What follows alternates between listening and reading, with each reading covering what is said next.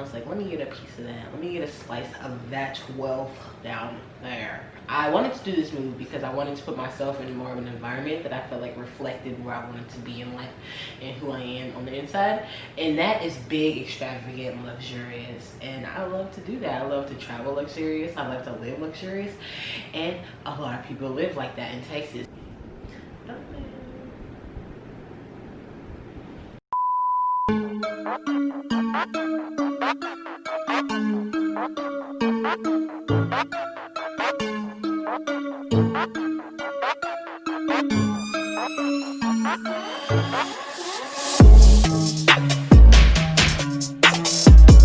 Alright, it's just gonna have to do.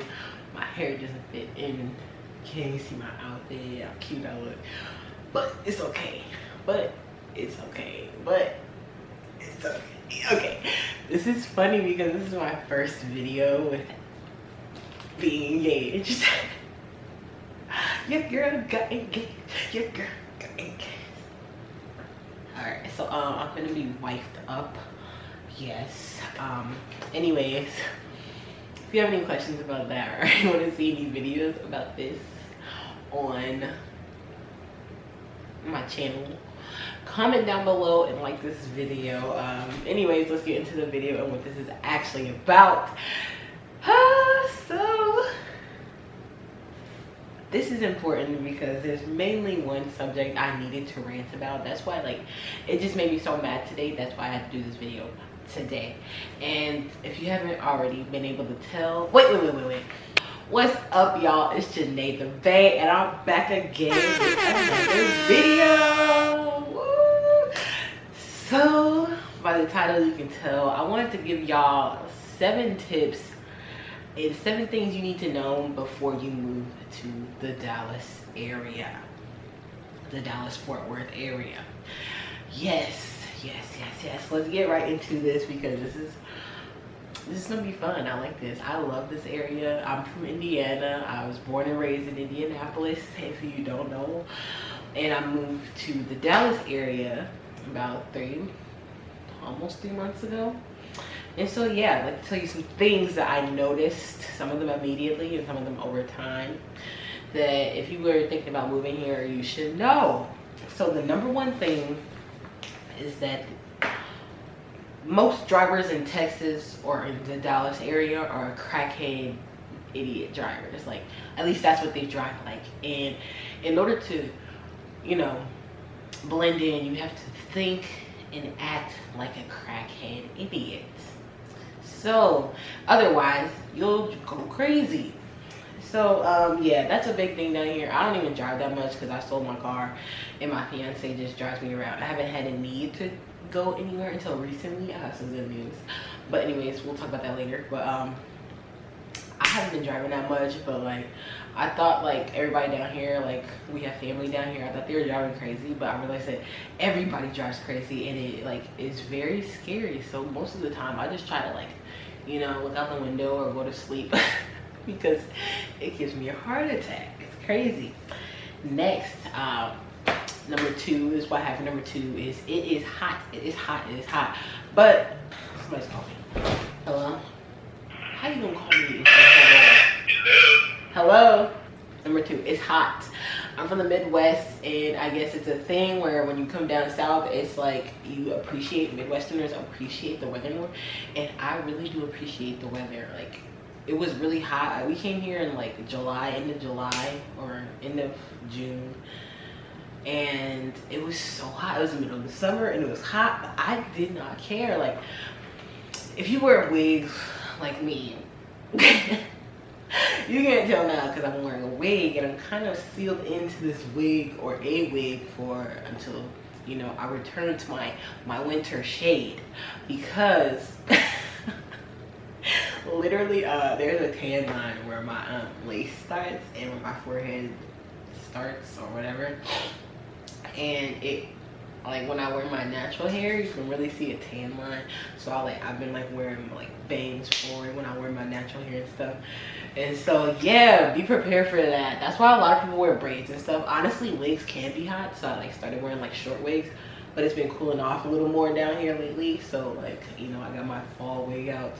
If you like this hair, this is a custom unit from Vibes Hair, or vibesbyjw.com. It's 24 inches of deep wave, and I custom colored it, and it's the Bianca unit, and you can get it on my website today. So yeah, number 2 was that it's hot, but I like it. I like to be outside. I like to be able to enjoy nature. And here you can do that a lot. I like to go on walks. I go on early morning walks, and I work out outside a lot more. Yeah, there's more workouts loading soon. I just got my camera back. Like, I just got a new camera because my old camera broke, and it was really hard to like film from my phone and like get it off my phone and be able to edit it. So yeah, I should be back in the roll of things, and before I start my new position, I have a little bit of time, and I want to get all this content and get on like a regular schedule and niche down. So next, number 3 is everything is bigger in Texas. Like, they are not kidding, but I love it because I wanted to do this move because I wanted to put myself in more of an environment that I felt like reflected where I wanted to be in life and who I am on the inside. And that is big, extravagant, luxurious. And I love to do that. I love to travel luxurious. I love to live luxurious. And a lot of people live like that in Texas. And there was a lot of job opportunity down here for people in my field. And I was like, let me get a piece of that. Let me get a slice of that wealth down there. And so that kind of leads into the next thing that I'm thinking about, because like, you know, everything's bigger. I started to notice based off like there's so much like suburbs, there's a whole bunch of like community developments everywhere you go in Texas. And so I went to go visit my cousins who have been down here a couple years, and they're like 40s, and so they have a lot of money, and they just got a lot of money. And in Texas, a lot of money will get you a big house. We'll get you a really big house in a really nice community with some big old swimming pools. And I kid you not, when I went to my cousin's house, they had this swimming pool that was like part of their community. There was like 15 swimming pools put into one swimming pool. They called it the Lagoon, and it was humongous. It was like a beach without a beach, you know, without like, you know, the ocean or a lake, but it was like man-made pool. And they had all these activities, and I thought that was so cool. And so that leads into the next one, which is like housing, or I'll do like renting versus buying. So like coming from Indiana, I'll have very little experience in renting and buying. Like, I've never even had like a lease by myself. I just had one with my fiance, and he was on it by himself, and then I came on later, so like I didn't even really go through the process of like what they do, and he had all the renter's insurance and stuff. And so now we're going to get a place together, and I'm the main person on it this time because I want to go through the process. But he's like right there next to me. He's gonna be like co-leasing and stuff with me. And we're starting with an apartment first because right now we're living with family members, and we want to get out of here as soon as possible. And so we're going to look for an apartment, and we realized that there's a lot less like bang for your buck space wise in apartments compared to Indiana, because like you can get a penthouse apartment for $1,000, 1,000 square feet, 2 bedroom, 2 bath in Indiana, but you're not gonna get, that's a studio in Texas. So keep that in mind before you come down here. But on the other hand, housing is much cheaper. So like, say you want the same 2 bedroom, 2 bathroom, like average price is about $1,600 down here. I'm just giving y'all like real prices so y'all can know like realistically what to expect. It's around $1,600 for a 2 bedroom, 2 bath. But if you take that same $1,600 a month and put that into a house, you get, say you get from 980 to 1,100 square feet in an apartment, you can get around 2,000 for a house. But it's like with a house, if you don't know anything about buying a house like I did, freshly graduated, nobody tells me this stuff. My parents aren't here to tell me about this stuff, but you have to put at least a 5% down house. 5% down. So like, say 2 bedroom, 2 bathroom house is around, the one you want is $260,000. So say you want 5% of that, that's gonna be $13,000 you have to put down before you can get it.